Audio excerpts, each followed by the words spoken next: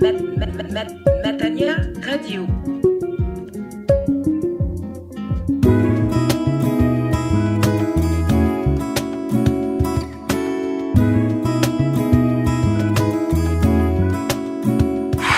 À Dieu soit toute la gloire.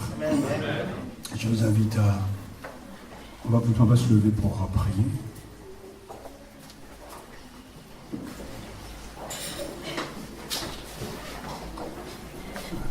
Jésus s'approcha et fit route avec eux, mais leurs yeux étaient empêchés de le reconnaître.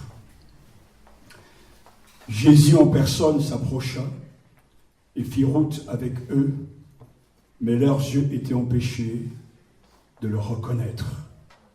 Prions. Seigneur Jésus, je veux avant tout te remercier parce que ta parole porte du fruit. Je te loue pour les échos de ces vies transformées à l'écoute de ta parole. C'est un signe de ta fidélité, de ta bonté et de ton choix.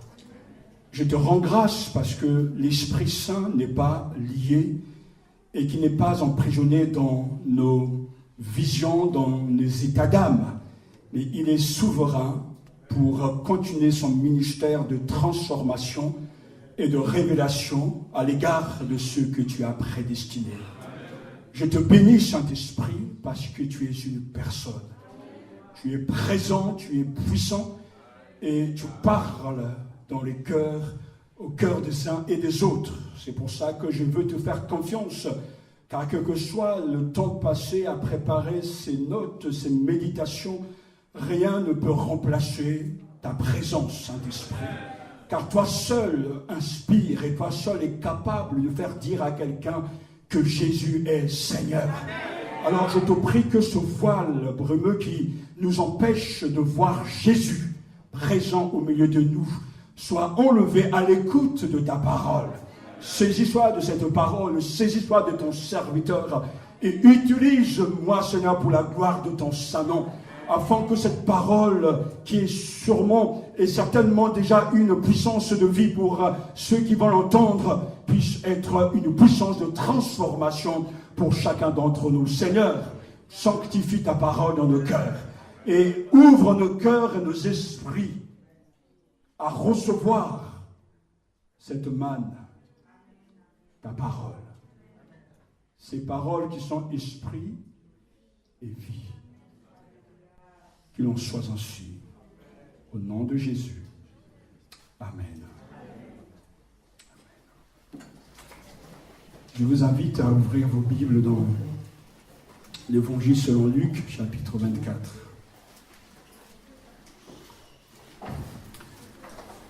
L'Évangile selon Luc, chapitre 24.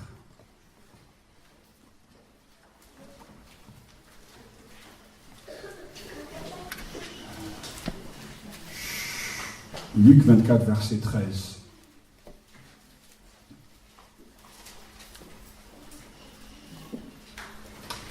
Luc chapitre 24, verset 13. Et voici que ce même jour, deux d'entre eux se rendaient à un village du nom d'Emmaüs, à 2 heures de marche de Jérusalem. Ils parlaient entre eux de tous ces événements. Or, comme ils parlaient et discutaient ensemble, Jésus lui-même les rejoignit et fit route avec eux. Mais leurs yeux étaient empêchés de le reconnaître. Il leur dit: quels sont ces propos que vous échangez en marchant? Alors ils s'arrêtèrent, l'air sombre. L'un d'eux, nommé Cléopas, lui répondit: tu es bien le seul à séjourner à Jérusalem qui n'ait pas appris ce qui s'y est passé ce jour-ci. Quoi donc? Leur dit-il. Ils lui répondirent: ce qui concerne Jésus de Nazareth. Tu fus un prophète puissant, en action et en parole devant Dieu et devant tout le peuple. Comment nos grands prêtres et nos chefs l'ont livré pour être condamné à mort et l'ont crucifié. Et nous espérions qu'il était celui qui allait délivrer Israël. Mais En plus de tout cela, voici le 3e jour que ces faits se sont passés. Toutefois, quelques femmes qui sont des nôtres nous ont bouleversés. S'étant rendues de grand matin au tombeau et n'ayant pas trouvé son corps, elles sont venues dire qu'elles ont même eu la vision d'ange qui le déclare vivant. Quelques-uns de nos compagnons sont allés au tombeau et ce qu'ils ont trouvé était conforme à ce que les femmes avaient dit, mais lui, ils ne l'ont pas vu. Et lui leur dit, esprit sans intelligence, cœur lent à croire tout ce qu'ont déclaré les prophètes. Ne fallait-il pas que le Christ souffrit cela et qu'il entrât dans sa gloire? Et commençant par Moïse et par tous les prophètes, il leur expliqua dans toutes les Écritures ce qui le concernait. Ils approchèrent du village où il se rendait et lui fit mine d'aller plus loin. Ils le pressèrent en disant « Reste avec nous, car le soir vient et la journée déjà est avancée. » Et il entra pour rester avec eux. Or, quand il se fut mis à table avec eux, il prit le pain, prononça la bénédiction, le rompit et le leur donna. Alors leurs yeux furent ouverts et ils le reconnurent, puis il leur devint invisible. Et ils se dirent l'un à l'autre, notre cœur ne brûlait-il pas en nous, tandis qu'il nous parlait en chemin et nous ouvrait les Écritures? À l'instant même, ils partirent et retournèrent à Jérusalem. Ils trouvèrent réunis les 11 et leurs compagnons qui leur dirent « C'est bien vrai, le Seigneur est ressuscité. Amen. » Et il est apparu à Simon. Et eux racontèrent ce qui s'était passé sur la route et comment il avait reconnu à la fraction du pain. Amen.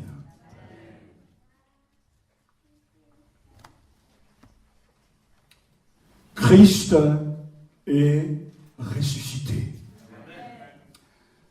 C'est le cri joyeux des croyants de l'Église au matin de sa naissance.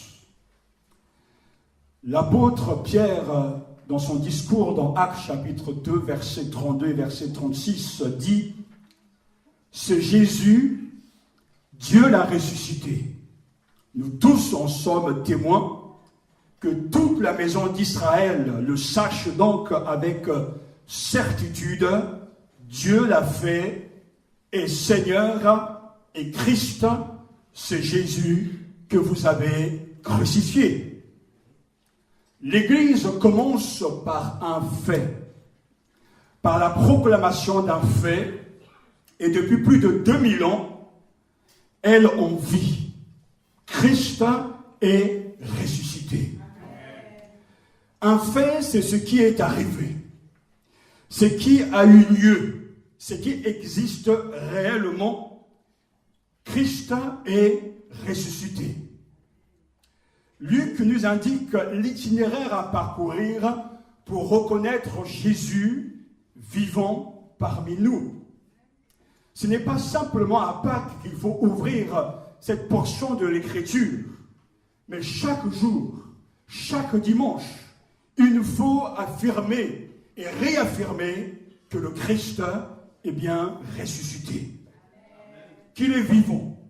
Et c'est grâce à ce fait, à cette vérité, que l'Église continue encore d'exister et d'avoir une raison d'espérer. Après la passion et la résurrection du Christ, les disciples fuient Jérusalem parce qu'ils ne sont pas convaincus par le témoignage des femmes, verset 11, qui affirme que le Christ est ressuscité. Dans ce chapitre 24, et dans la portion que nous venons de lire, il y a les 2 disciples qui quittent donc Jérusalem en direction d'Emmaüs, et en plus Jésus qui s'approche d'eux et qui va cheminer avec ses disciples. Puis les 11, verset 33, les compagnons qui vont donc vivre une expérience extraordinaire. le fait que Jésus est ressuscité, qu'il est toujours présent, même glorifié, remonté, Jésus demeure présent. Mais il nous faut une action de Dieu lui-même pour réaliser et expérimenter la résurrection, la puissance de résurrection de Jésus. Je attire votre attention et j'aimerais que nous puissions aller dans le sens de ce texte, que nous puissions voir les implications de ce texte dans nos propres vies. Je vous demande donc d'être réveillés dans votre esprit, d'avoir un cœur ouvert pour nous laisser encore une fois interpellés par ce beau texte de l'Évangile selon Luc. Parce qu'on peut y voir dans ces quelques versets 5 temps forts qui vont de plus en plus, qui avancent dans le but de nous faire comprendre que Jésus est réellement parmi nous et que le Christ ressuscité se découvre, se dévoile à l'écoute de sa parole. Le premier temps fort, nous le trouvons dans les versets 13 à 16. Les disciples se rendent à Emmaüs et le Christ, qu'ils ne reconnaissent pas, se joint à eux dans leur marche. Les disciples se rendent à Emmaüs et le Christ, qu'ils ne reconnaissent pas, se joint à eux dans leur marche. Et voici que ce même jour, 2 d'entre eux allaient à un village nommé Emmaüs. Éloignés de Jérusalem, de ce stade, ils s'entretenaient de tout ce qui s'était passé. Les 2 disciples quittent Jérusalem. Leur incompréhension des derniers événements est totale. Ils ont de nombreuses questions et personne ne peut les aider. Ce sont 2 disciples sur la route. Une multitude de disciples au cours des âges, vous peut-être et moi.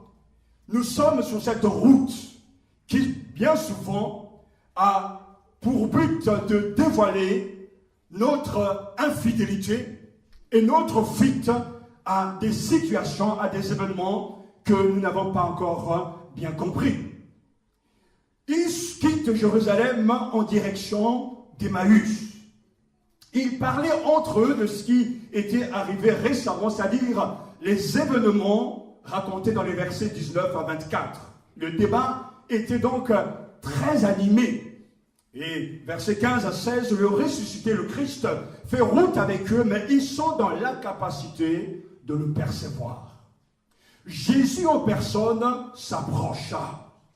Jésus en personne s'approcha et fit route avec eux, mais leurs yeux étaient empêchés de le reconnaître. Pour nous, j'attire votre attention sur le fait que nous avons donc le texte. Et nous savons que ce personnage, c'est le Christ ressuscité. Les 2 disciples sur le chemin d'Emmaüs ne savent pas que celui qui s'approche d'eux est le Christ ressuscité en personne. Ce n'est pas donc un étranger, mais le Christ qui a été avec eux pendant plusieurs mois, est mort, ressuscité, et il est vivant pour toujours. Il s'approche donc de ses disciples. Le narrateur de ce texte partage avec nous sa science, son savoir. Il sait, comme nous savons, que c'est le Christ ressuscité qui est là au milieu de ses disciples. C'est un moment important et fort. Jésus en personne s'approcha. Mais leurs yeux étaient empêchés de le reconnaître.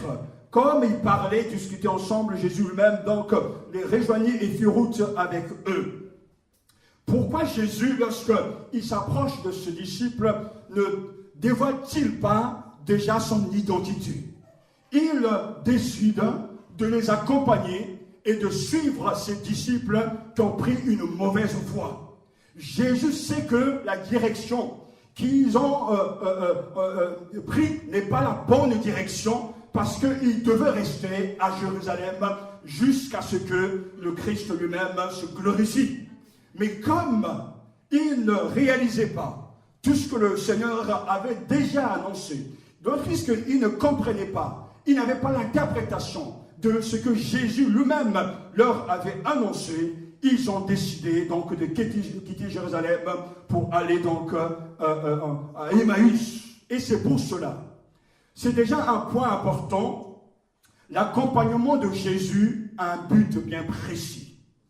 Jésus ressuscité accompagne effectivement, physiquement, les disciples sur le chemin de terre et de réflexion. Eux pensent se rendre à Emmaüs, mais le Christ sait qu'ils font fausse route. Et il va les mener en excellent pédagogue vers un but précis, celui de la révélation de son identité de fils de Dieu, ressuscité d'entre les morts. Jésus s'approcha lui-même et fait route avec eux.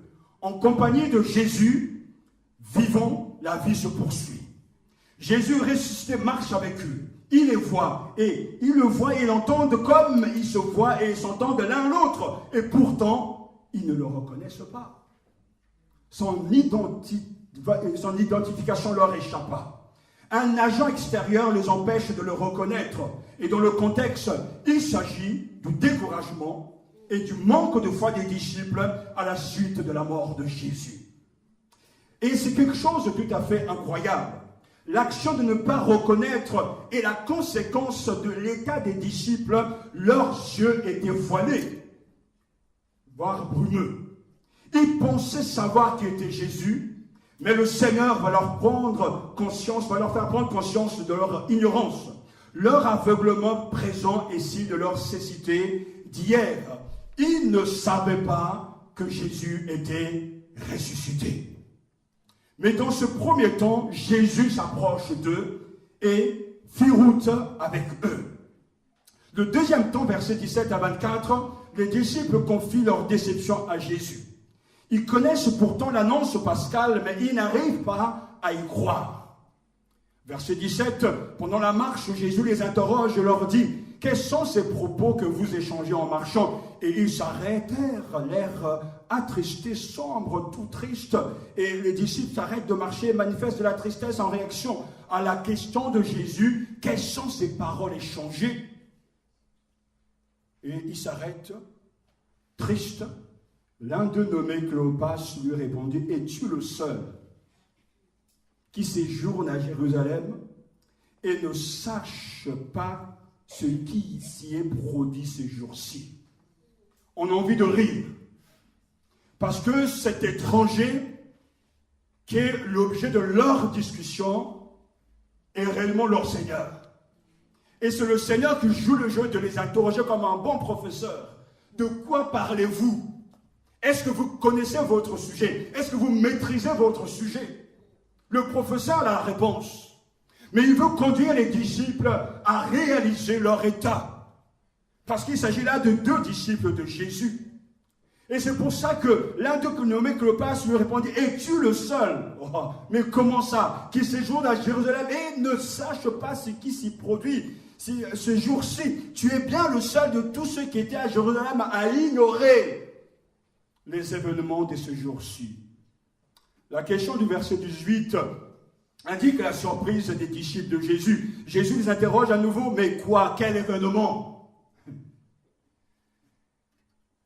Quoi leur dit-il? Leur répondirent ce qui s'est produit au sujet de Jésus de Nazareth, qui était un prophète puissant, en œuvre et en parole devant Dieu et devant tout le peuple. Ce verset décrit vraiment le summum de ce que Jésus peut représenter pour ceux qui ne croient pas à sa résurrection. Jésus, ce prophète puissant, en œuvre et en parole devant Dieu et devant tout le peuple. Et comment nos principaux sacrificateurs et nos chefs l'ont livré pour être condamnés à mort et l'ont crucifié. Nous espérions que ce serait lui qui délivrerait Israël. Mais avec tout cela, voici le troisième jour que ces événements se sont produits.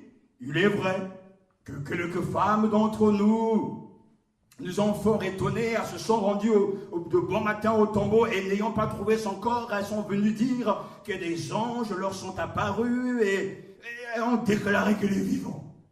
Quelques-uns de ceux qui étaient avec nous sont allés même au tombeau et ils ont trouvé les choses comme les femmes l'avaient dit, mais lui, ils ne l'ont pas vu. Ce récit ne manque pas d'humour. L'homme veut bien passer, Jésus joue le jeu, il questionne ses disciples et il s'interroge pourquoi sont-ils si tristes, de quoi parle-t-il? Et l'un donc de ses disciples, Cléopas, a vraiment la bonne réponse. Parce que sous leurs lèvres, c'est un résumé des événements. Cléopas lui répond, un an, Jésus de Nazareth. Ces titres, un prophète aussi fort pour agir que pour parler. Le malheur de ces jours-ci, il a été condamné à mort et pendu à la croix. À la suite de tout cela, leur cruelle déception, nous espérions qu'il était celui qui allait délivrer Israël. Encore une espérance morte, c'est pourquoi ils s'en vont. Ils n'ont pas écouté, ils ont écouté, mais n'ont pas compris ce que Jésus avait enseigné. Ils quittent Jérusalem pour Emmaüs parce qu'ils n'étaient pas dedans. Ils ont la bonne doctrine, ils ont la connaissance intellectuelle de ce que la Bible enseigne, mais ils n'ont pas cru ce que Jésus avait annoncé.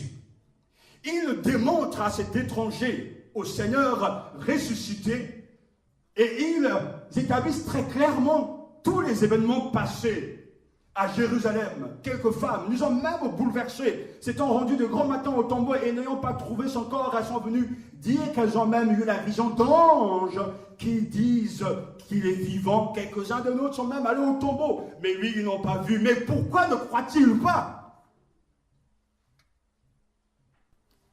Apparemment, il est devenu tellement invisible, il a disparu. C'est clair que pour celui qui parle pour nous, c'est facile de le condamner, de le juger. Parce que le Christ dont il parle, on aimerait leur dire, entrer dans le texte pour dire, mais il est à tes côtés, il est là. C'est lui qui te parle, et tu ne le vois pas. Le même Cléopas, il dit bien que les femmes nous ont rapporté tout ce qui s'est passé, et ça c'est un élément important. Pourquoi les gens sont-ils déçus par le Seigneur? Pourquoi les gens ne sont pas profonds avec Dieu? Pourquoi les croyants démissionnent et défient même la fidélité du Seigneur? C'est pour l'unique et simple raison, ils sont vides de la parole du Maître. Ils sont vides de la parole du Maître. Ils avaient entendu, mais leur cœur était vide. Ils avaient donc l'intelligence de saisir les données bibliques, mais leur cœur était vide. Ils pouvaient répéter comme des perroquets l'enseignement du Seigneur, mais ils ne s'étaient pas appropriés par la foi ce que Jésus avait annoncé. Parce que pendant plusieurs mois, voire plusieurs années donc, Jésus n'a pas cessé d'enseigner ses disciples. Et aujourd'hui, j'attire votre attention sur ce point, la désespérance, la déception, les déçus par Dieu, ce sont des gens qui sont vides de la parole du Maître. Ceux qui démissionnent, c'est ceux qui ne sont pas remplis de la parole du Maître. Ceux qui disent, comme les disciples, nous espérions que celui qui allait délivrer Israël, c'est ceux qui ne sont pas entrés dans le projet de Dieu. Parce que dans leur propre parole, il est clair qu'ils dévoilent leur propre cœur.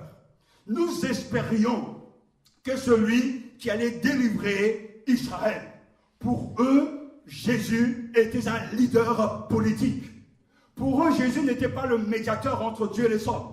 Celui qui vient sauver les hommes du péché, celui qui vient délivrer les forces du mal. Pour eux, Jésus était celui qui allait entrer dans leur projet personnel pour délivrer Israël de ce pouvoir et de cette puissance romaine. Mais Jésus n'est pas venu avec cette intention.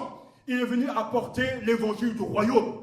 Il a prêché l'évangile du royaume. Il a proclamé cet évangile. Il a incarné l'évangile du royaume. Nous espérions, nous, que ce serait lui qui allait donc libérer Israël. Il y a là, comme dans ces paroles, vraiment un bouclier tellement puissant. Mais je dis, c'est un mur puissant que seul l'Esprit de Dieu peut détruire. C'est le mur d'une représentation personnelle d'un Jésus fabriqué, d'un Jésus imaginé dans le cœur des uns et des autres. Si ton Jésus n'est pas le Jésus des Écritures, tu es aussi dans une prison. Il ne s'agit pas de projeter tes envies, tes désirs en Jésus, mais il s'agit de prendre la révélation biblique et de voir le Christ selon les Écritures. Ses disciples n'avaient pas compris Jésus parce qu'ils s'étaient représentés un Jésus selon leurs besoins. Donc aujourd'hui, il y a tant de Jésus. De Jésus pour les Noirs, pour les Africains qui ont besoin d'être libérés des démons, des sorciers, des marabouts. De Jésus pour les Blancs, un Jésus politique peut-être. De Jésus libérateur, le Jésus guérisseur, le Jésus qui rend riche, le Jésus qui donne en tout cas des biens à tout le monde. Mais le Jésus, ce Jésus-là n'est pas le Jésus des Écritures. C'est le Jésus que les uns et les autres se fabriquent. Pourquoi leur cœur, leur visage est si triste? Mais parce qu'ils n'ont pas cru ce que Jésus avait annoncé. Et ensuite, parce qu'ils s'étaient fabriqués. Ils attendaient des dieux ce que Jésus n'avait même pas promis. Et c'est pour ça que leur déception est grande, parce qu'ils pouvaient attendre toute leur vie et ils seraient constamment déçus. Parce que Jésus n'est pas là pour venir réaliser mes ambitions ou vos ambitions. Il est venu pour accomplir l'œuvre de son Père. Et il a accompli. Nous espérions.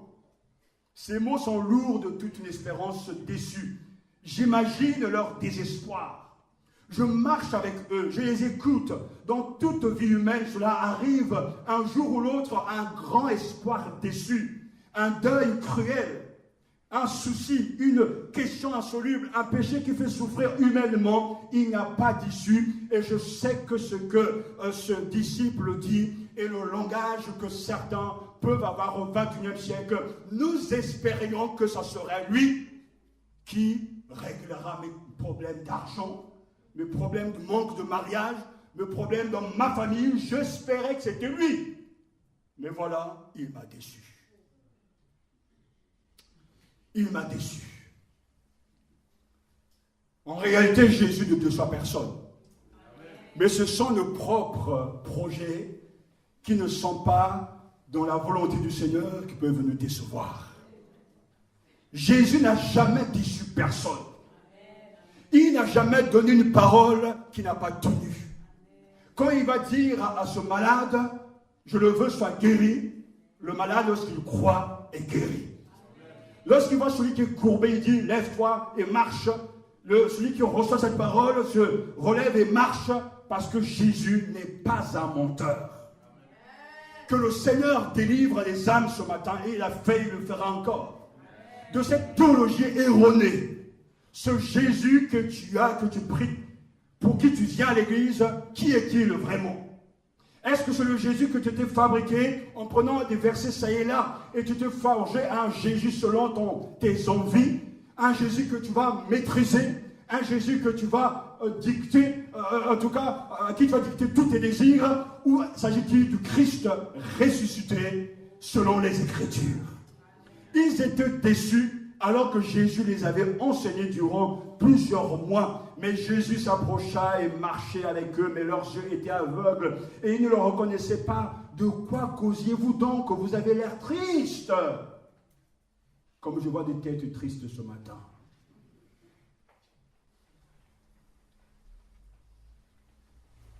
L'Église repose sur ces faits que Jésus est ressuscité. Amen. Et c'est parce qu'il est ressuscité que les croyants ont des milliards de raisons d'être heureux. Amen. Et quand on n'est pas entré dans la compréhension de ce que Jésus dit, non seulement on sera déçu, mais je dirais, on va aussi décevoir les autres. Parce qu'on va prendre le frère pour un vrai disciple. Mais à un moment donné, il va démissionner. Je vous donne ici les clés pour comprendre le cœur des hommes, pour comprendre les réactions des uns et des autres. Et je souligne et j'insiste qu'il s'agit là de deux disciples de Jésus. Ils ont eu le privilège de voir Jésus. Ils ont eu le privilège d'entendre Jésus. Ils ont eu la grâce de le fréquenter. Ils ont donc entendu des paroles ineffables. Mais pourtant, ils n'ont pas cru. Peut-être qu'au moment où Jésus enseignait, et qui d'autre que lui pouvait enseigner avec tant de talent, avec une onction spéciale, particulière, parce qu'il était revêtu de l'Esprit Saint. Donc Jésus avait le pouvoir de convaincre tous les cœurs. Mais pourtant, la Bible nous dit qu'il n'a pas convaincu tous les cœurs. Parce que malgré l'enseignement riche, systématique du Maître Jésus, du professeur Jésus, ils n'ont pas cru ce qu'il leur avait annoncé. Tout avait été dit. Tout avait été annoncé. Jésus n'a rien caché à ses disciples. Mais pourtant, ils sont déçus. Oh, nous espérions que ce sera lui qui viendra nous délivrer, donc délivrer Israël. Il y a là donc une connaissance intellectuelle de Jésus qui ne suffit pas pour le rencontrer. Je bénis Dieu pour les ministères d'enseignants que nous pouvons avoir. Je bénis Dieu pour toutes ces librairies que nous avons. Je bénis Dieu pour toutes ces versions que nous avons de la Bible, etc. Je bénis Dieu pour tous les bons livres que nous avons. Mais nous pouvons acquérir tout concernant le Christ sans vraiment l'avoir rencontré personnellement. On peut tout entendre à son sujet sans expérimenter sa grâce. La route d'Emmaüs, où Jésus nous rejoint, est la route sombre de nos détresses et de nos vides intérieurs. Quand le cœur est vide, c'est parce qu'on ne croit pas ce que Jésus dit. Quand nous sommes dans la panique totale, c'est que nous ne croyons pas ce que la Bible déclare. Jésus s'approcha d'eux et fit route avec eux. Et il va, en tout cas dans une pédagogie exceptionnelle, arriver à leur niveau. Parce que pour changer quelqu'un, pour transformer quelqu'un, il faut d'abord enlever ce qui ne va pas. Il faut d'abord connaître le problème de fond. Il faut d'abord connaître les causes de cette incrédulité. Et là, on est vite désarmé, complètement désorienté, parce qu'ils ont vraiment la connaissance juste biblique des prophéties de l'enseignement du Christ, mais ils ne sont pas entrés dans la pratique de cet enseignement. Pour deux raisons, comme nous l'avons entendu, l'incrédulité, mais parce qu'aussi ils avaient leur propre projet. Et Jésus va donc arriver à leur niveau. Ils avaient un projet, mais c'était le leur. Un projet qui s'était fait et qui les bloquait, les aveuglant et les empêchant de le reconnaître. Ils voulaient que Jésus réalise leurs attentes, mais Jésus n'était pas dans ce projet-là. Oh! Jésus part de ce qu'ils vivent. Il prend leur vie à pleine main. Il prend leur vie à pleine main. Et il la situe dans le grand projet de Dieu exprimé par les Écritures. Il réexprime leur espérance en termes d'Écriture. Et c'est ça le troisième temps fort. Versets 25 à 27, le Christ leur explique ce qui le concerne dans toutes les Écritures. Le Christ leur explique ce qui le concerne dans toutes les Écritures. Verset 25, alors Jésus leur dit, hommes sans intelligence, et dont le cœur est lent à croire tout ce qu'ont dit les prophètes, le Christ ne devait-il pas souffrir de la sorte et entrer dans sa gloire? Il y a d'abord un constat. Il dit, mais homme sans intelligence, et dont le cœur est lent à croire tout ce qu'ont dit les prophètes. Et pour remédier à cette difficulté, et commençant par Moïse et par tous les prophètes, il leur expliqua dans toutes les Écritures ce qui le concernait. Jésus recommence son enseignement. Mais il le fait parce que ses disciples sont conscients de leurs lacunes. Il y a des gens qui ne peuvent pas changer parce qu'ils pensent savoir. Mais ils ne savent rien en réalité. J'entends l'enseignement du Seigneur sur la louange, l'adoration, la prière. Et constamment les mêmes habitudes reviennent. C'est que je me dis au fond de moi, j'étais l'année, ils n'ont toujours pas compris que la louange n'est pas merci Seigneur pour ceci, merci Seigneur pour ça. La louange est une proclamation des vertus du Christ. Ça veut dire que même quand les gens louent qui sont sincères, ça n'a rien à voir avec le projet biblique concernant la louange et l'adoration. Même si tu dis Seigneur, je te remercie parce que je te rends grâce parce que tu as fait ceci, tu as fait cela. Ça, ce sont des actions de grâce. Ce n'est pas la louange, ce n'est pas l'adoration. La louange le louangeur sort de lui-même pour se concentrer sur qui est Dieu. Tu peux citer tous les versets que tu veux, mais ça ne sert à rien parce qu'il faut entrer dans le projet de la louange de Dieu qui est écrit dans la Bible. Le changement vient de là. Et pour que Jésus change quelqu'un, il faut d'abord situer le problème. Ce n'est pas qu'on n'a pas envie de louer, ce n'est pas parce qu'on n'a pas envie de prier, ce n'est pas qu'on n'a pas envie de lire la Bible, non, mais il faut d'abord savoir où commence le problème pour que nous puissions avoir une bonne lecture biblique, pour que nous puissions savoir louer, adorer, prier comme il se doit. Il faut se débarrasser de certaines habitudes, même des bonnes habitudes qui ne sont pas calquées selon l'enseignement du Maître. Ils savaient toutes ces choses. Jésus leur avait expliqué toutes les prophéties, mais ils n'étaient pas dans le projet de Dieu. Et ce jour où il y aura un culte, ou un réunion de prière, où chacun va prier par rapport aux besoins bibliques, par rapport à ce que Dieu nous dit dans la Bible, où les uns et autres vont louer par rapport aux faits et au titre du Christ, on pourra dire cette fois-ci, si ça dure longtemps, c'est qu'ils ont bien compris.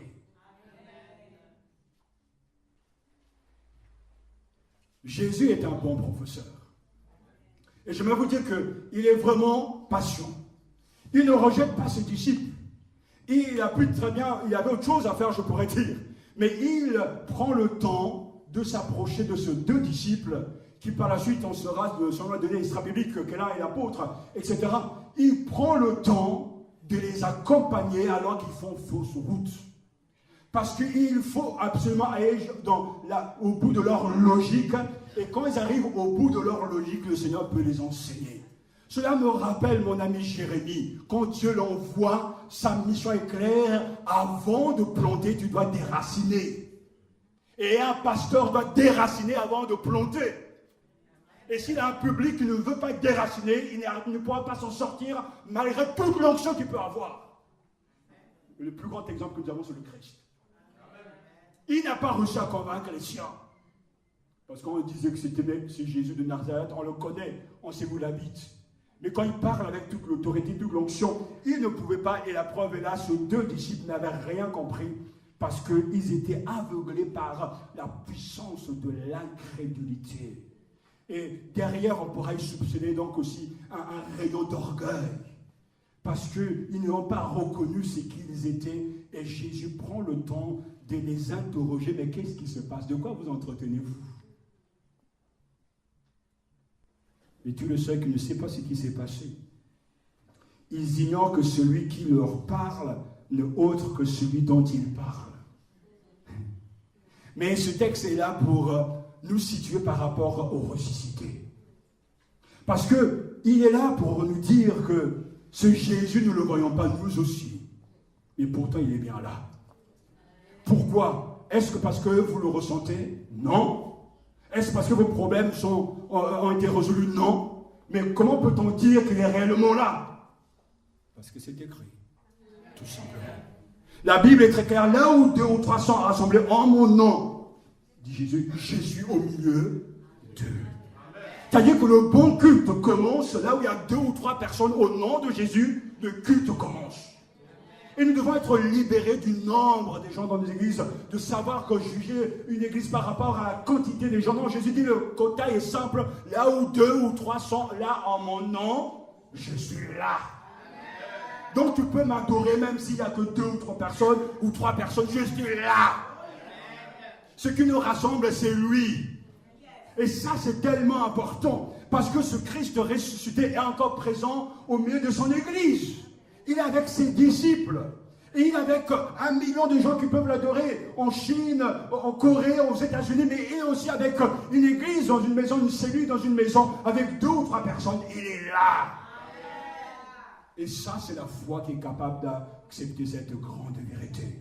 Alors certains vont dire, mais je ne sens pas la présence du Seigneur, je ne ressens pas du tout en tout cas son action. Mais qu'importe, on ne te demande pas de sentir ou de ressentir, on te demande de croire. Quelle est ta situation ce matin? Celle où l'essentiel est invisible aux yeux. Et c'est l'enseignement que ce texte nous donne encore. L'essentiel est invisible aux yeux des hommes. Car nous ne voyons pas Jésus. Que voyons-nous? Des récits qui parlent de lui. Des hommes, des femmes qui parlent de lui. En discours ou en acte, sur les chemins du monde. Nous voyons des témoins. Or, voilà que le ressuscité ici est le premier de tout cela. Jésus est en train de nous libérer de l'aveuglement, de la religion, pour nous donner la vraie foi. Parce qu'il s'agit de croire sans avoir vu, d'accepter et d'affirmer ce que les yeux ne peuvent pas voir. Le ressuscité est présent au milieu de nous, car j'ai confiance, j'ai foi qu'il y a plus de 2 ou 3 personnes ici qui sont venues pour lui et pour sa gloire. Alors, qu'il y ait des manifestations ou pas, qu'il y ait des miracles ou pas, qu'importe, ce n'est pas ça qui est important. Le plus important, c'est d'accueillir la présence du ressuscité. Il leur dit, vous n'avez donc pas compris comment votre cœur est lent à croire tout ce qu'ont dit les prophètes. Jésus fait appel à la foi. Il va leur proposer sur l'affaire Jésus. Concernant le dossier Jésus, il y a une autre interprétation. Ce n'est pas ce que les gens peuvent dire, ce que les gens peuvent penser, mais je vous donne ici les faits sur l'affaire Jésus. Jésus ne nie pas les faits. La condamnation par les chefs, c'est vrai. Il a été régné, c'est vrai. Il a été crucifié, c'est vrai. Il a été abandonné des uns des autres, c'est vrai. Il a été enseveli, c'est vrai. Il est resté 3 jours dans le tombeau, c'est vrai. Mais le 3e jour, comme il avait annoncé, il est ressuscité. Et c'est encore vrai. Ah oui, on peut bénir la parole de Dieu pour cela. Dieu était présent là où on ne l'attendait pas. Et c'est ça qui faisait que les disciples n'acceptaient pas un Messie crucifié. Le roi des rois crucifié. On ne peut pas l'attendre sur une croix. Et il doit se lever et venir avec ses chevaux et écraser tous les Romains qui sont en train de nous pourrir la vie. Jésus doit débarquer dans nos maisons, tuer le sorcier qui veut notre peau, hein? Détruire la malchance, marcher sur les scorpions que les uns les autres nous envoient. Jésus doit venir pour nous changer notre manière de vivre, pour nous simplifier la vie, nous donner les visas qu'on en a besoin, des papiers qu'on en a besoin. Jésus doit venir comme je veux qu'il vienne. On attend ce Messie-là. Alors, parler d'un Jésus sur la croix qui est mort pour les péchés des hommes, il y a plus de 2000 ans, mais qu'est-ce que ça a à faire avec mes factures?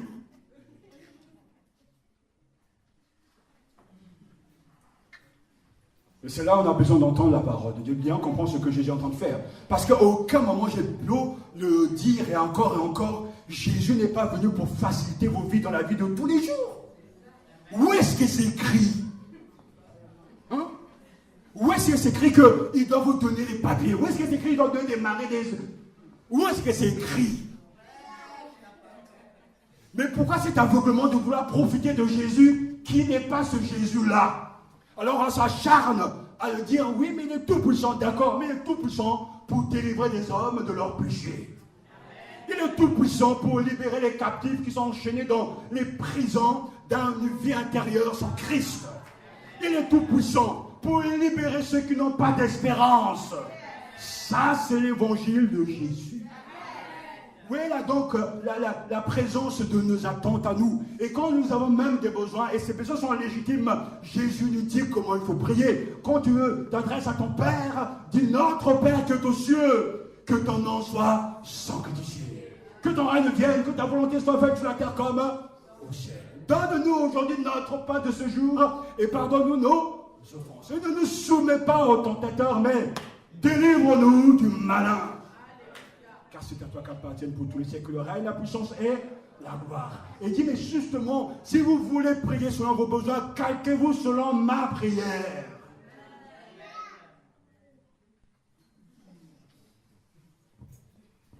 Seigneur, tu libères à l'écoute de cette parole, de ce faux Jésus. De ce Jésus qui ne donne pas envie d'être suivi, écouté, et qui ne donne pas envie d'être prêché même. Parce que ce n'est pas le Jésus selon les Écritures, et nous savons que le Jésus selon les Écritures est à la hauteur de ses exigences. Jésus le reprend, insensé, cœur à la traîne quand il s'agit de croire. Il y a des gens qui ne sont jamais à la traîne quand il s'agit de leur business. Ça ne traîne pas. Quand il s'agit de courir ça et là, ça va très vite. Il y a des gens que on remarque qui sont très nonchalants. On leur demande quelque chose, ils sont là. Parce que ça, ce n'est pas leur business. Mais le jour où c'est leur affaire, leur business, leur famille, leur bien, c'est leur survie, le nonchalant devient sanguin, speed, entreprenant. Parce que ça le concerne. Parce que ça va dans son sens à lui. Et c'est là que je dis, mais vous êtes tellement lents à croire. Pourquoi cette lenteur? Pourquoi la politique de l'autruche, la politique de la tortue? Lent à croire. C'est quelque chose qui est frappant parce que les gens croient en beaucoup de choses. Moi, je pense que même si on pourrait prendre de plusieurs heures dans le monde, je suis fasciné par la capacité qu'ont les hommes politiques de nous convaincre. Et tout le temps, ça fait des années que je vis en France, on n'arrête pas de croire en eux. Et ça, à un moment donné, je disais à ma épouse, il faudra que de toute façon, on ne peut pas faire de forme, mais il faudra peut-être jeter la télévision parce que tous les ans, c'est les mêmes choses. Vous prenez la rentrée scolaire, au mois de septembre, vous aurez les mêmes remarques, les mêmes reportages. Le bac vient de passer, c'est les mêmes choses qui reviennent. Et dans quelques années, on va encore élire un nouveau président. Ils vont venir tous nous proposer beaucoup de choses et on va les croire. Quelques temps après, on va être châtié, on va être déçu, mais on va quand même croire encore. En fait, il y a comme, je ne sais pas, de masochisme. Ça dit qu'on aime ça. Être déçu. Mais personne n'a compris que si Jésus ne revient pas dans ce monde, rien ne pourra être stable. On n'a pas compris que l'Antéchrist va pourrir la situation économique jusqu'à ce que le prince de paix lui-même arrive et règle le problème de l'humanité. On attend encore quelque chose des gens de ce monde au lieu d'espérer en Jésus. Mais on sera toujours déçus. Parce que je suis convaincu, même si ces hommes, certains sont sincères, je suis profondément convaincu qu'ils le sont, lorsqu'ils arrivent à des postes de responsabilité, il y a une puissance qui est au-dessus d'eux. Et ils se rendent compte qu'ils ne peuvent pas changer les choses. Vous imaginez qu'aux États-Unis, rien que mettre en place la sécurité sociale, rien que favoriser les gens qui sont dans des difficultés, rien que aider un peu ceux qui souffrent, c'est même un combat, alors que les gens sont hyper riches. Alors de qui se moque-t-on? Les gens mentent, il y a des gens qui mentent constamment. Si on décide aujourd'hui de régler le problème de la famine, il suffit de peu de choses. Mais on nous fait croire qu'on fait des efforts. L'Europe dit on fait des efforts. Et à chaque fois il y a des discours. L'ONU on fait des efforts. Quelle bande de menteurs, que Dieu ait pitié de nos âmes, de leurs âmes, et qu'il nous sauve. Ça c'est la politique. Mais Jésus n'est pas un politicien. Jésus est un sauveur, un libérateur. Et il nous questionne ce matin, insensé, cœur à la traîne quand il s'agit de croire. Pourquoi est-ce que tu traînes des pieds pour mémoriser les Écritures? Pourquoi tu traînes des pieds lorsqu'il s'agit de venir à l'étude biblique? Pour certains, ça les aide parce qu'il n'y en a plus en ce moment. Au moins, comme ça dit, voilà, une culpabilité en moins. Mais j'ai remarqué ceci, une parenthèse. En réalité, quand on pêche, on demande pardon au Seigneur. Mais si on continue le même péché, c'est que quelque part, on s'en fout de Dieu, excusez-moi. Parce qu'on n'a pas envie de changer. C'est là où on voit bien que le changement que Jésus produit est le fruit de la parole. Ses disciples avaient entendu, ils connaissaient par cœur toutes les prophéties, mais ils étaient lents à croire. Alors, cette parole lent à croire peut durer pour nous au XXIe siècle des années. On enseigne dans l'église locale, on enseigne constamment, mais les gens se donnent longs à croire. Au bout de quelques temps, on pense qu'ils ont compris, mais tout d'un coup, ils s'en vont. Ça dit qu'on se dit, mais Seigneur, à un moment donné, heureusement, je bénis Dieu et je lui rends ce témoignage ce matin. L'enseignement biblique protège ma foi. Parce que si Dieu ne t'enseigne pas sa parole, s'il ne parle pas de sa providence, il y a de quoi à perdre pied parce que tu ne comprends pas. Mais tout est écrit. Il faut lire la parabole du Seigneur pour comprendre ce qui se passe dans le cœur des êtres humains. Pour comprendre que oui, Satan peut enlever cette parole. Pour comprendre que si, pourquoi les gens ne changent-ils pas? Pourquoi sont toujours les mêmes pendant des années? Même si je sais qu'il y a des habitudes qui ont du mal à partir, mais au bout de quelques années, on doit devenir meilleur, bon. Parce qu'on est en contact du Maître. C'est une contradiction de prier tout le temps. Si je disais à quelqu'un, mais ça sert à quoi de prier tout le temps? Je le dis souvent, mais à quoi si on ne change pas pour devenir meilleur? Plus fréquent, celui qui est bon, toi tu es toujours mauvais. Il y a un problème là. Alors que le psalme dit, mais il y a l'abondance de joie devant ta face. Alors tu viens dans la prière, tu es toujours triste. Les disciples connaissent par cœur les paroles de Jésus, mais ils sont tristes. Incroyable. Qu'est-ce qu'on peut faire pour eux? Vous et moi, rien. Parce que vous et moi, on est sur la même route.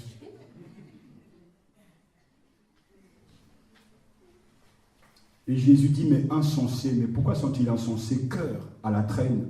Il utilise le mot cœur parce que le mot cœur désigne ici le siège de l'intelligence, de la volonté, de la sensibilité, de la vie morale et religieuse. Cœur lent à croire. Et il va dire quelque chose, mais ne fallait-il pas que le Messie souffrit tout cela pour entrer dans sa gloire? C'est une parole remarquable. Chaque fois que Jésus parle de sa croix, utilise ce langage, il faut. Le déi en grec. Il faut que le Fils de l'homme souffre beaucoup. Luc chapitre 9, verset 22. Vous voyez donc, ils avaient déjà enseigné. Il faut que le Fils de l'homme souffre beaucoup. Et quand Jésus dit il faut, écoutez-moi bien, ce terme n'exprime aucune idée de fatalité aveugle, mais signifie que l'événement de la croix, si déroutant qu'il soit pour nous, est vu par Jésus comme accomplissant un mystérieux dessein du Père. Jésus n'a pas subi sa mort. Cette mort n'a pas été un accident, un échec. Alléluia. Mais une pièce maîtresse d'un éternel projet de Dieu. Ne fallait-il pas que cela arrive? Il fallait qu'il souffre et qu'il soit crucifié. Qui a tué le Christ? Le Père. Qui a tué le Christ? Les hommes. Et ces vérités sont bibliques. On ne peut pas dire que c'est Satan qui a tué le Christ. On ne peut pas dire que ce sont les chefs religieux qui ont crucifié le Christ. Le Père a tué son Fils. Et les hommes ont tué le Christ aussi en accomplissant le dessein du Père. Vous ne pouvez pas associer ces deux vérités, il faut les accepter entièrement. C'était dans la volonté du Père que le Christ soit crucifié et qu'il souffre. Ne devait-il pas justement souffrir et être crucifié? C'est la nécessité divine. Amen, amen. Et Ésaïe l'avait déjà annoncé, Ésaïe chapitre 52, verset 13, « Mon serviteur, dit le Seigneur, va obtenir un plein succès et recevoir les plus grands honneurs. » La plupart, en le voyant, ont été horrifiés, tant son visage était défiguré, tant son aspect n'avait plus rien d'humain. Et maintenant, la foule des nations est stupéfaite à son sujet. Des rois ne savent plus que dire, car ce qu'ils voient n'a rien de commun avec ce qu'on a pu leur raconter. Ce qu'ils apprennent est inouï. Le prophète Ésaïe l'avait déjà annoncé. Alléluia. Et en partant de Moïse et de tous les prophètes, il leur expliqua dans toute l'Écriture ce qui le concernait. Oh, en citant les Écritures, il leur révèle ce qui pouvait faire disparaître leur ignorance et leur fournissait une base intellectuelle solide. Pour changer, il faut d'abord accepter son état, ses lacunes, mais il faut aussi que l'intelligence ait des faits. Et ces faits, sont là dans la Bible. Ils ont entendu une fois de plus l'interprétation, l'explication de Jésus. Quelle grâce, quel privilège. le Seigneur fait une leçon d'exégèse. Il retire du Pentateuque, de la loi, donc des prophètes, des psaumes. Il est en train de parler de lui en s'appuyant sur tout ce que les prophètes ont dit de lui. Son identité est dans la Bible. Toute sa vie a été déjà annoncée. Ce qui se réalise en Jésus, c'est ce que Dieu prévoyait de toute éternité. Ce qu'il avait déjà commencé dans l'histoire du peuple d'Israël est en train de s'accomplir. Alors pourquoi votre cœur est-il lent à croire ce qu'ont dit les prophètes? Pourquoi nos cœurs sont-ils lents à croire ce que la Bible dit? Pourquoi nos cœurs sont-ils lents à croire ce que les pasteurs, les professeurs, ce que les disciples prêchent au nom du Seigneur, ceux qui sont envoyés au nom du Seigneur?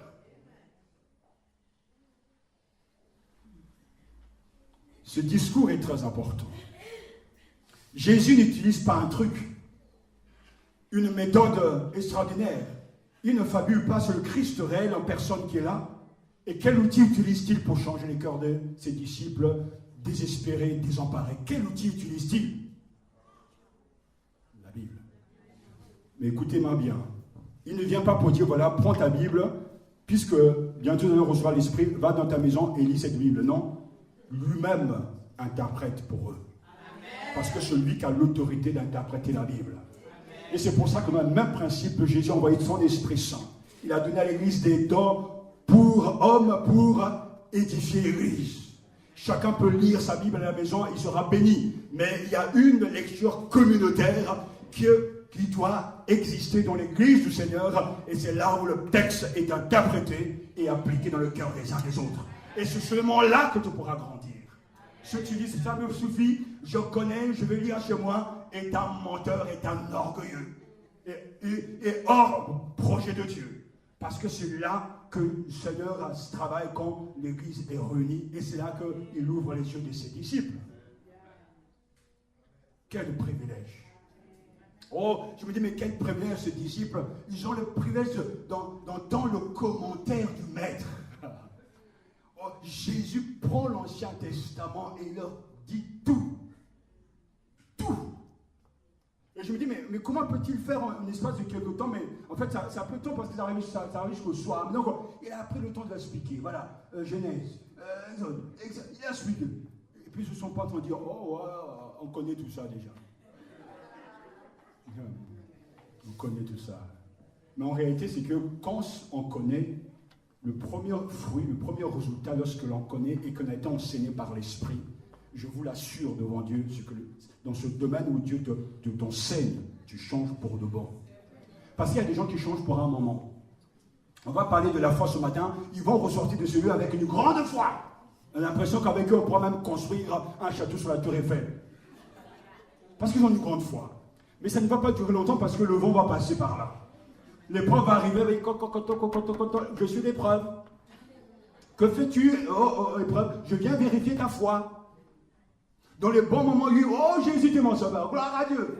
Alléluia. L'épreuve, c'est moi l'épreuve. Pourquoi tu es là? Mais tu n'es pas mon ami. Non, mais j'ai besoin d'être là parce que j'ai besoin de tester ta foi. Mais je n'ai pas besoin de tester, Jésus a vaincu les épreuves. D'accord, ok, mais on va voir ça, il a vraiment vaincu les épreuves pour toi. C'est la maladie et paf. Oh Seigneur, qu'est-ce que tu fais encore? Sous le manque d'argent, ah Seigneur, qu'est-ce que tu fais? J'ai été licencié. Ah Seigneur, où es-tu? Tu n'es pas ta que nourrir les oiseaux du ciel, et pourquoi pas moi? Tout d'un coup, la foi commence à zigzaguer, et à la fin, en fait, on se rend compte qu'il n'y a jamais eu de foi. Mais qu'est-ce qu'il y a eu en fait au départ? Il y a eu une émotion.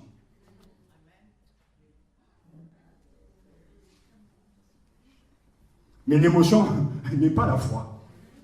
La foi est logique. La foi repose sur ce que Jésus a dit. C'est ça la foi. La foi est en fait un acte intellectuel. J'entends et je crois. J'entends, je comprends et je crois. Et c'est ce que Jésus est en train de faire. Il est en train de reconstruire ses disciples qui sont cassés à l'intérieur parce qu'ils sont déçus.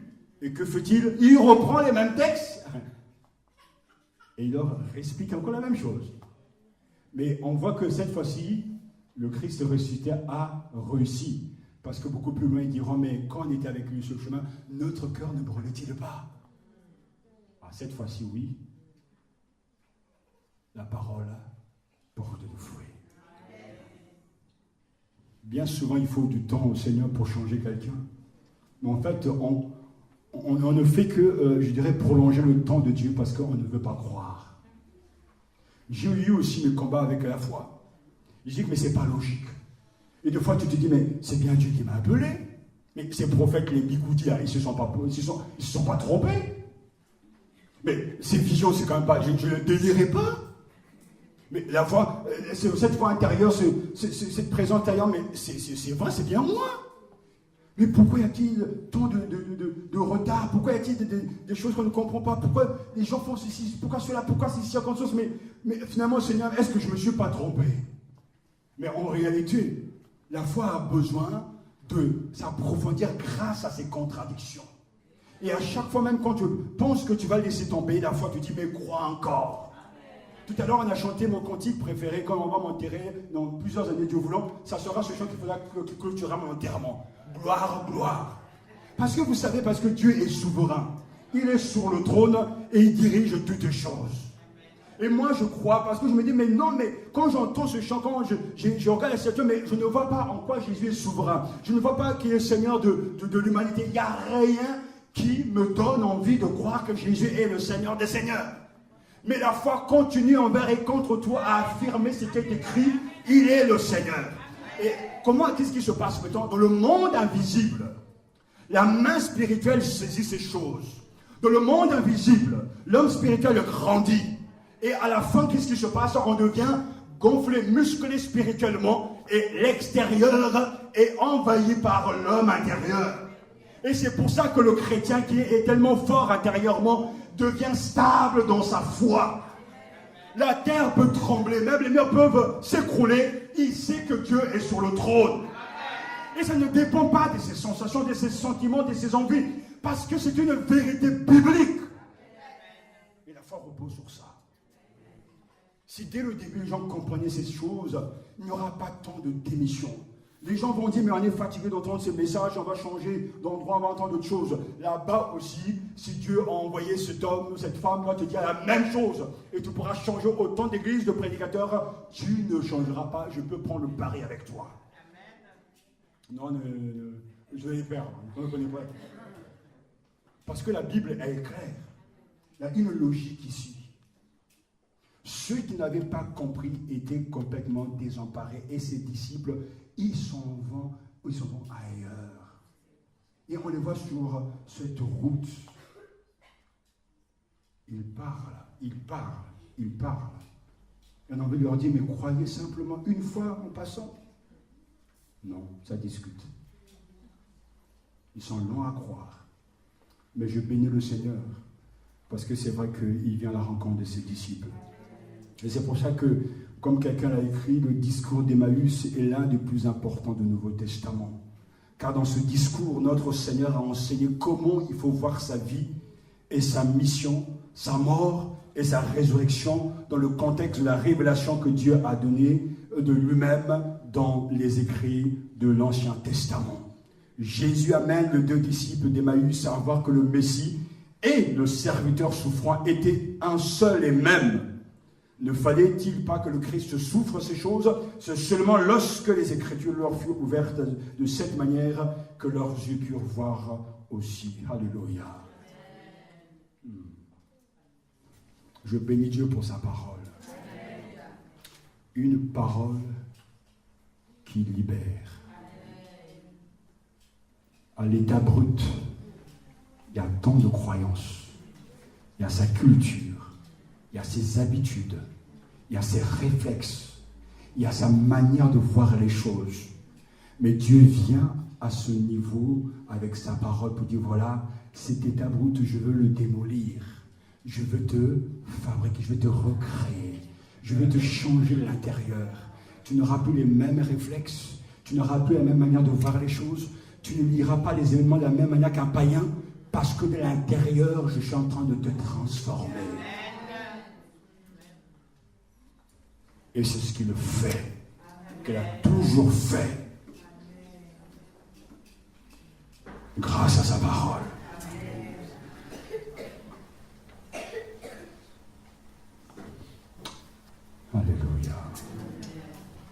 Le quatrième temps fort, versets 28 à 32. Les 3 marcheurs s'arrêtent pour manger et les disciples reconnaissent le Christ au partage du pain. Lorsqu'ils furent près du village, nous dit le verset 28, où ils allaient, il parut vouloir aller plus loin. Mais ils le pressèrent en disant, « Reste avec nous, car le soir approche, le jour est déjà sur son déclin. » Il entra pour rester avec eux. Ils font de Jésus leur obligé par l'hospitalité offerte. La foi ne se nourrit pas seulement de paroles, mais aussi d'une présence. Reste avec nous. Demeure avec nous. Pendant qu'ils étaient à table avec eux, il prit le pain, dit la bénédiction, puis il le rompit et le leur donna. Alors, leurs yeux s'ouvrirent. Et ils le reconnurent, mais il disparut de devant eux. Avant, il était là. Il ne le voyait pas, il voyait sans voir. Maintenant, il voit sans voir.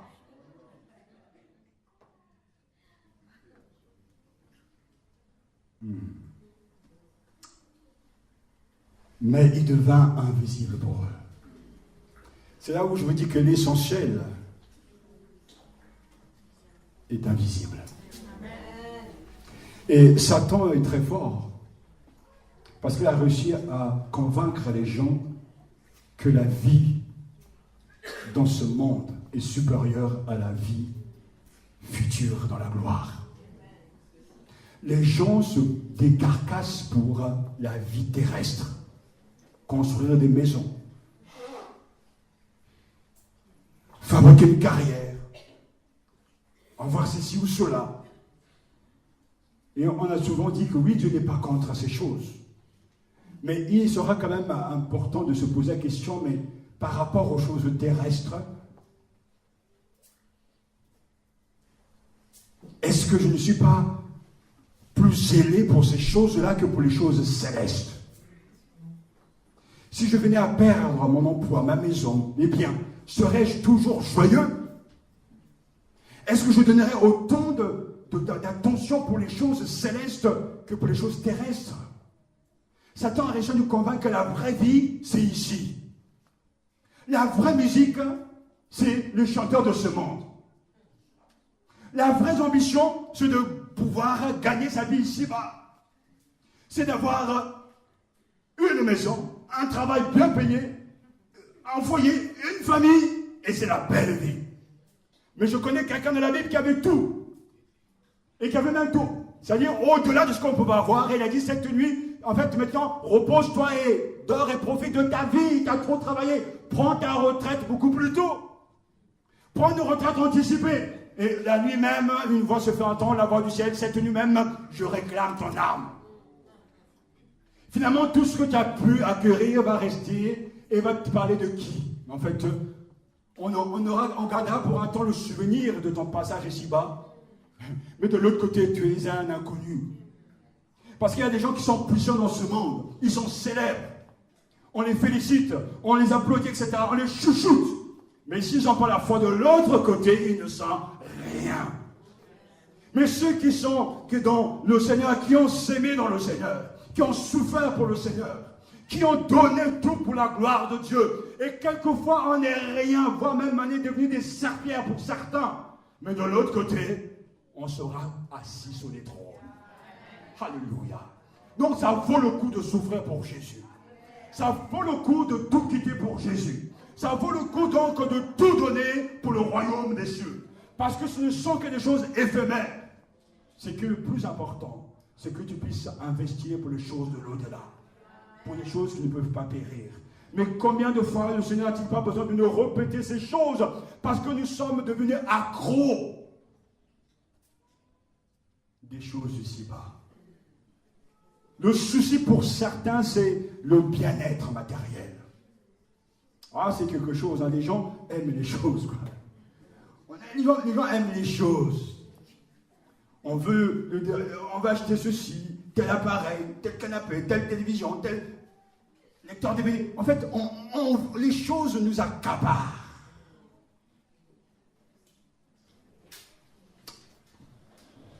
Et nous avançons tranquillement, chacun suit son destin jusqu'au jour de sa mort. Il y a une chose que je peux dire avec beaucoup d'humilité. Peut-être que dans ce monde, en tant qu'être humain, on ne peut rien laisser. Le nom reste toujours. Mais ma plus grande joie, c'est de savoir que là-haut, des hommes et des femmes diront gloire à Dieu, merci, parce que tu as dit oui à l'appel du Seigneur, tu as prêché l'évangile, et j'étais sauvé.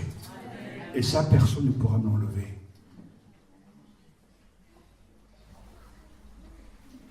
Je vous encourage à investir dans les choses de Dieu.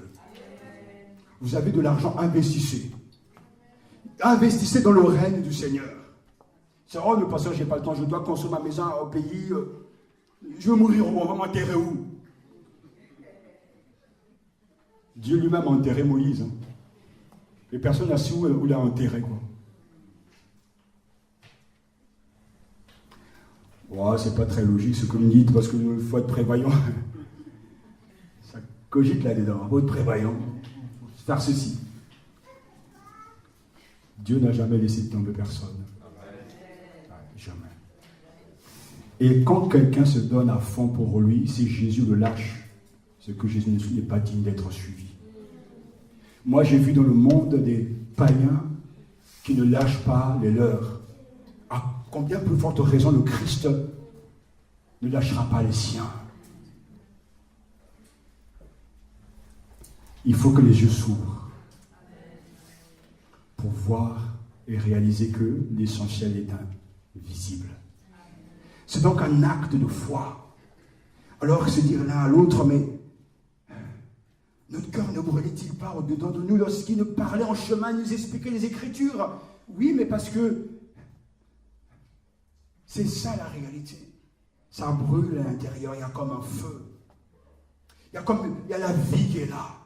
À l'instant même, ils se levèrent et retournèrent à Jérusalem. Ils y trouvèrent réunis les 11 apôtres, verset 33-35, et leurs compagnons qui leur dirent, c'est vrai, le Seigneur est ressuscité. Il est apparu à Simon-Pierre. À leur tour, il racontait ce qui s'était passé sur la route et comment il avait reconnu quand il avait rompu le pain. Ce récit est merveilleux. Jésus vivant aujourd'hui reste toujours surprenant. Et son approche est mystérieuse et imprévue.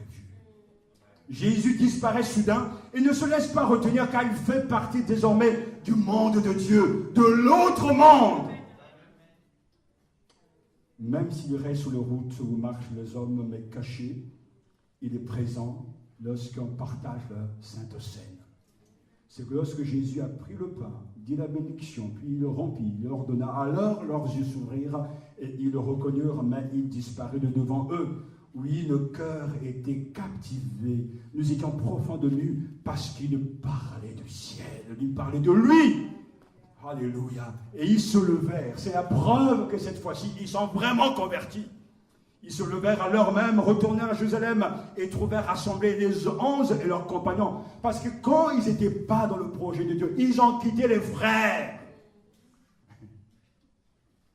Mais cette fois, ils retournent vers les autres, parce qu'un vrai chrétien vit avec les autres. Avec ses compagnons de service, il leur dit, le Seigneur est réellement ressuscité. Et on pourrait voir que Cléopas et son compagnon disent, mais vous rigolez, mais on le sait. Nous-mêmes, on était avec lui sur la route. Cléopas, c'est toi qui parles comme ça? C'est pas toi qui disais que... On ne sait pas ce qu'il est devenu, on espérait que ce sera lui. Oui, mais ça c'était avant. Maintenant je crois. Maintenant j'ai vu, par les yeux de la foi, pour nous, que Christ est réellement ressuscité. Mais qu'est-ce qui témoigne, qu'est-ce qui prouve qu'il est réellement ressuscité? Mais regarde-moi, j'ai changé. C'est la preuve qu'il est ressuscité.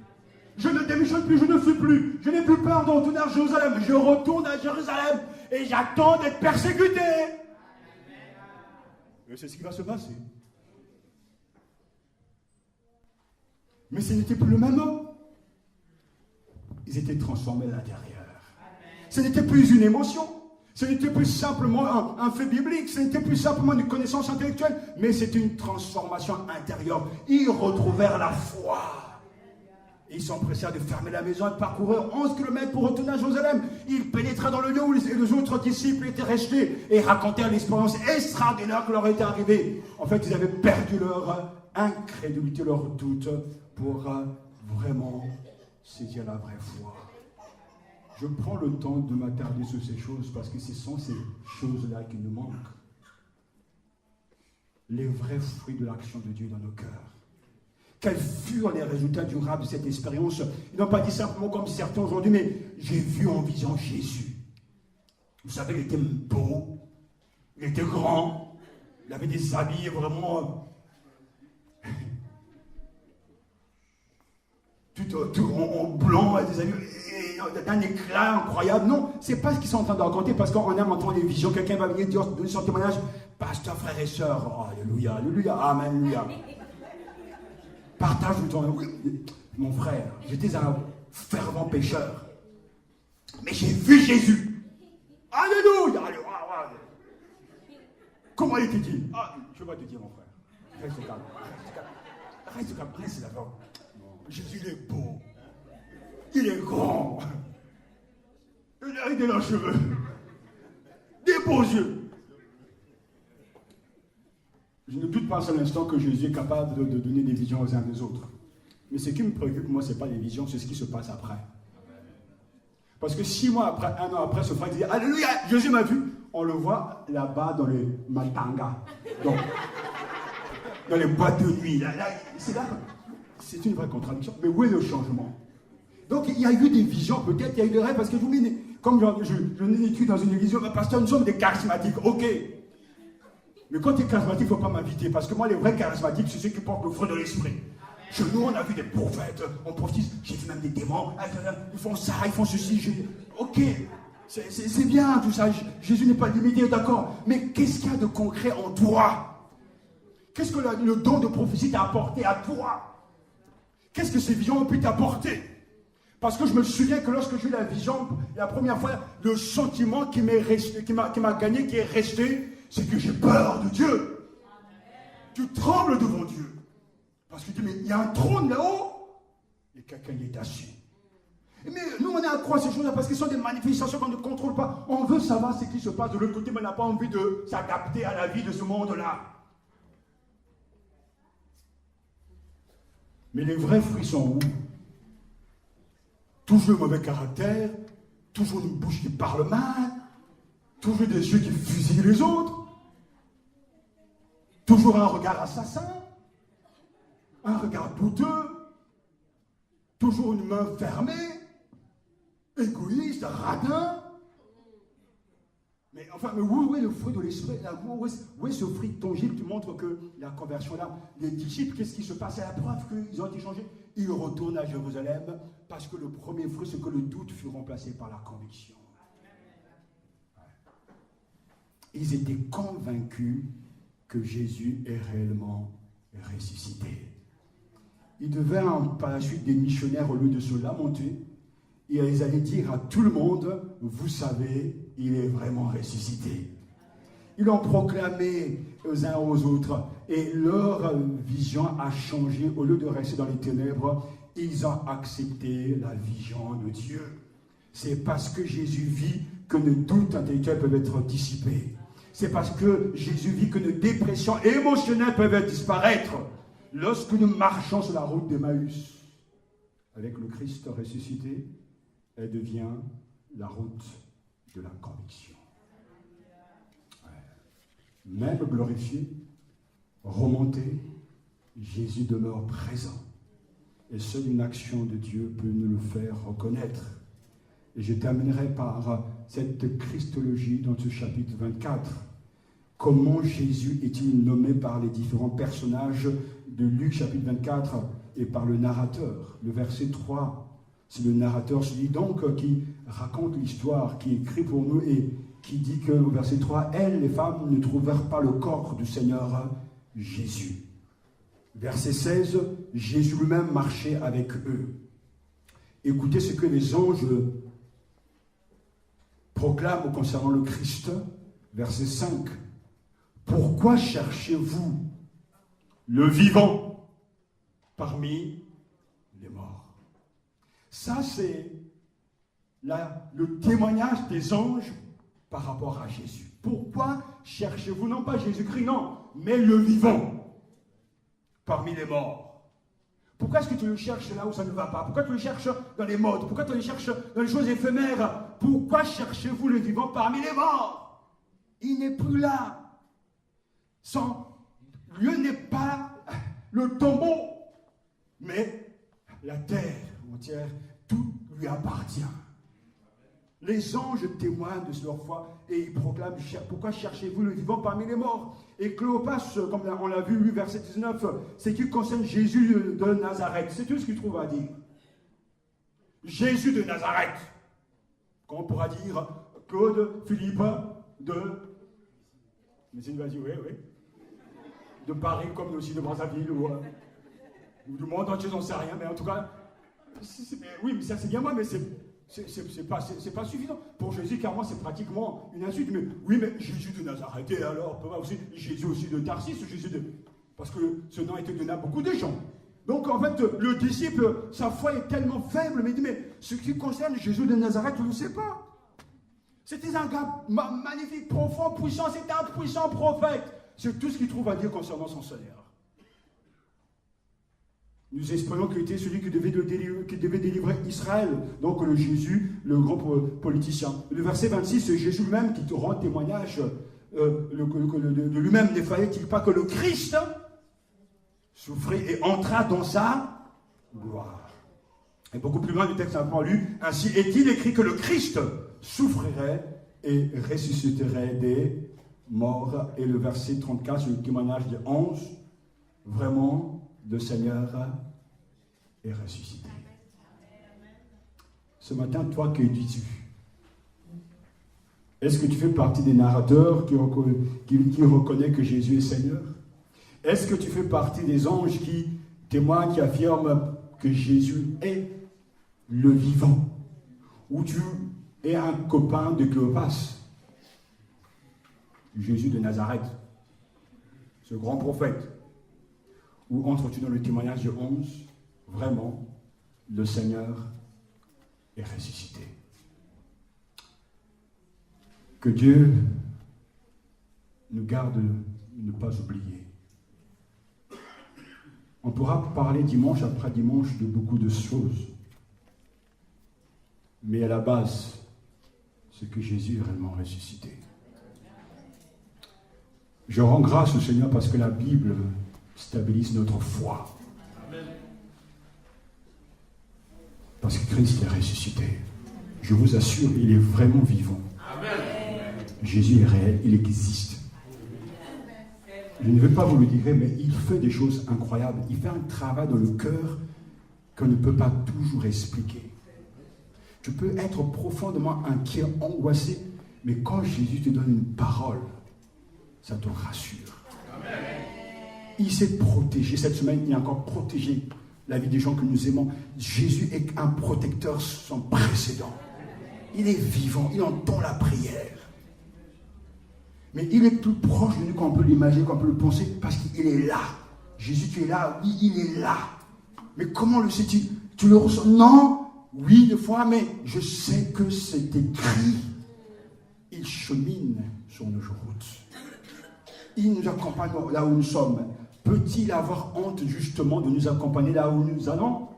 Tu vas voyager, mais est-ce que tu vas avec lui? Ou tu l'utilises? Que vas-tu faire là-bas? Est-ce que tu vas pour glorifier Dieu? Jésus sur nos routes. Quand tu vas au travail, est-ce qu'il t'accompagne? Dans ta maison, est-ce qu'il t'accompagne? Jésus sur nos chemins. Il est toujours là. Il s'approcha et fit route avec eux. Non pas un mort, mais le ressuscité.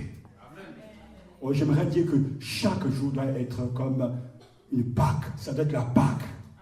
On doit célébrer sa résurrection. On doit glorifier son nom. Parce qu'au plus profond de mon cœur, il est là. Il vit. Il y a des moments où c'est tellement incroyable, où cette présence t'enveloppe. et où tu es absorbé par cette présence et tu sais qu'il est là. Il y a des moments où c'est un acte de foi, mais tu sais qu'il est là. Il y a des moments où c'est une parole qui met dans ton cœur, ça, et ton cœur brûle, je sens ce feu, il est là. C'est grâce aux Écritures qui se présentent à la fraction de pain. Que le jeune, le plus moins jeune, soit touché par cela, qui rencontre le Christ très tôt, qui marche avec, qui chemine avec lui, à l'école, au lycée, à l'université, qui marche avec lui, ressuscité. Alors si vraiment tu le sais qu'il est là, je suis convaincu que tu n'as peur de personne. Il est toujours dit que la seule personne dont il faut avoir peur, c'est de soi-même.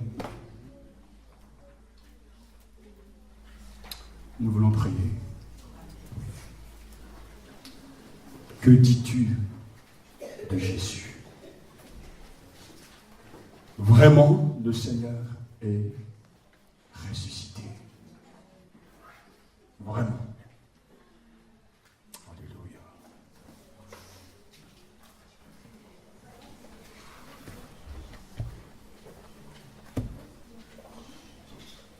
Alléluia. Une seule prière. Seigneur, ouvre mes yeux aussi. Ouvre mes yeux, les yeux de mon cœur, pour que je sois délivré de ma connaissance biblique et que j'expérimente ce fait. Il est vraiment ressuscité. Délivre-moi de cette connaissance qui ne me pousse pas à devenir un meilleur adorateur. Que chacun prie. Tous devant la tête baissée devant le Seigneur qui est là. Il est réellement là. Le moment est venu de mettre en action ta foi.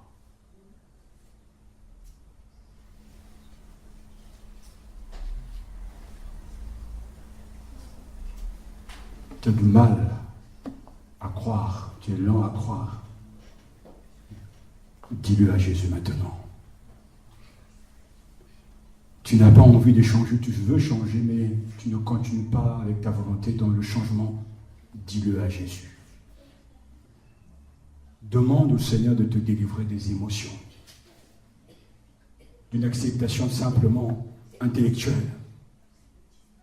Dis-lui qu'il t'ouvre les yeux, qu'il soit pour toi réel. Défie-le maintenant.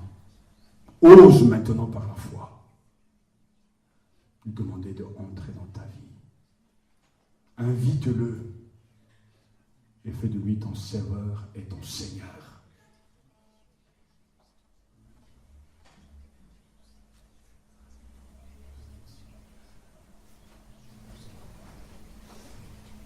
Prends cette décision. Prends cette décision. N'oublie pas que c'est Jésus qui l'a fait pour ses disciples. C'est lui qui a ouvert leurs yeux. Il a fait un jour aussi, quand Paul a prêché, pour Lydie. C'est lui qui a le pouvoir d'ouvrir les yeux spirituels. Pour que le monde invisible soit beaucoup plus concret pour toi que le monde visible. Comme il est écrit dans l'Épître aux Hébreux, voyons l'invisible. Ils ont renoncé, Moïse à tout quitter, parce qu'il voyait l'invisible.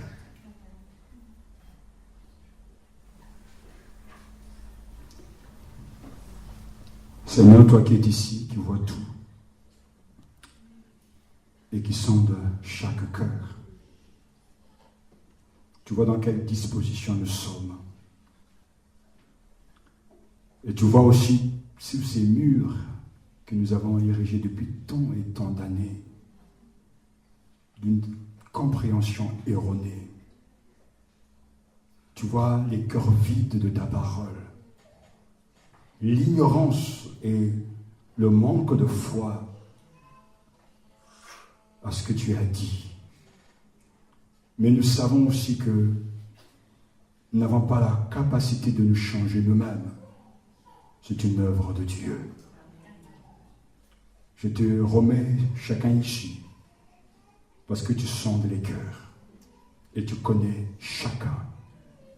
Que dans les jours, les mois qui vont venir, les fruits de cette parole ou le jugement de cette parole se réalise dans la vie de tout un chacun.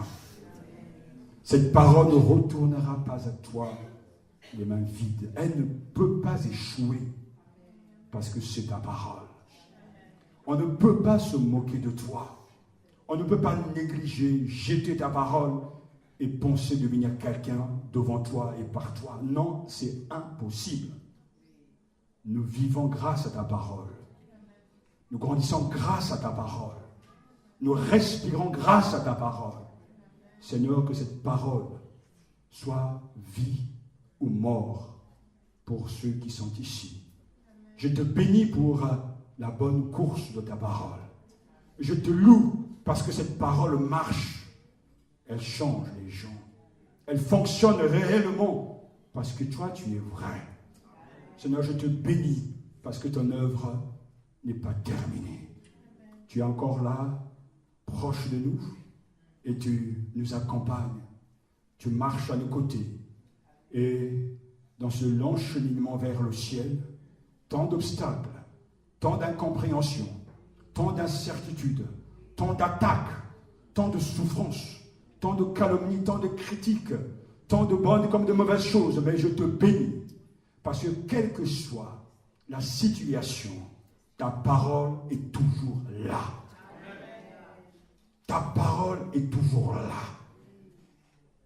Et c'est une nourriture qui rassasie. C'est une parole qui répond à nos questions. C'est une parole qui solutionne nos interrogations. Je bénis ton Saint-Nom pour ta parole. C'est là que nous te rencontrons. C'est là que nous festoyons avec toi, avec les élus.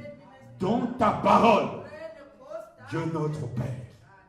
Que Matania, qui a le privilège d'entendre ces choses, puisse passer de la mort à la vie, des ténèbres à la lumière, et qu'ils puissent devenir des hommes et des femmes adultes. Des gens sur qui tu peux te fier, te reposer, Seigneur, parce qu'ils te connaissent, non pas dans leur tête, mais parce qu'ils ont vu de leurs yeux spirituels que le Christ est une vraie personne, que le Christ est Seigneur. Tu es ici, Seigneur, avec ta puissance, avec ton autorité, et quelles que soient les circonstances des uns et des autres, tu es à la hauteur de leurs attentes parce que tu es supérieur à leurs besoins. Seigneur, rencontre les jeunes qui sont ici, qui sont, Seigneur, accaparés par les choses matérielles, par les jeux de ce monde, par les amusements de ce monde. Sauve cette jeunesse maintenant. Seigneur, rencontre-les. Rencontre ceux qui ont des titres, ceux, Seigneur, qui se disent le plus anciens, mais qui ne te connaissent pas vraiment, qui ne t'ont pas expérimenté, qui connaissent beaucoup de choses te concernant, mais qui ne savent pas qui tu es vraiment. Seigneur, rencontre-les. Change leur destinée ce matin. Je crois, mon Seigneur et mon Sauveur, que ce temps est un temps béni, parce que tu es là, et que tu t'approches de tes enfants, pour les recadrer, pour les encourager, pour susciter une foi nouvelle, pour que nous puissions passer du diesel au super. Seigneur, une foi vivante, une foi qui s'empare de ta parole et qui mange cette parole. J'ai accueilli ta parole et je les ai dévorés. Ils ont fait la joie, l'allégresse de mon âme, qu'il me soit fait selon ta parole. Garde ton serviteur et sa servante. Protège ma maison. Dans le déplacement, Seigneur, je te bénis pour ce terrain favorable où tu nous enverras. Selon ta volonté, tu béniras ta parole, j'en suis convaincu. Parce que tu ne dors pas. Ta parole, elle est puissante. Et toi, tu marches à nos côtés. Tu nous as sauvés dans le passé. Tu nous as protégés dans le passé. Il n'y a pas de raison que tu ne nous protèges pas aujourd'hui. Jésus, tu n'abandonnes pas les siens. Oh, Yahvé, béni soit ton Saint-Nom. Tu es le gardien et le protecteur de nos âmes, la plus frère. Les objets peuvent se bouger, les choses peuvent s'agiter, mais tu es le gardien de nos âmes, celui qui garde nos âmes. Merveilleux Sauveur, merci parce que tu es là. Garde-nous du péché contre toi, que cette suivance soit réelle, sincère, jusqu'à la fin. Au nom de Jésus.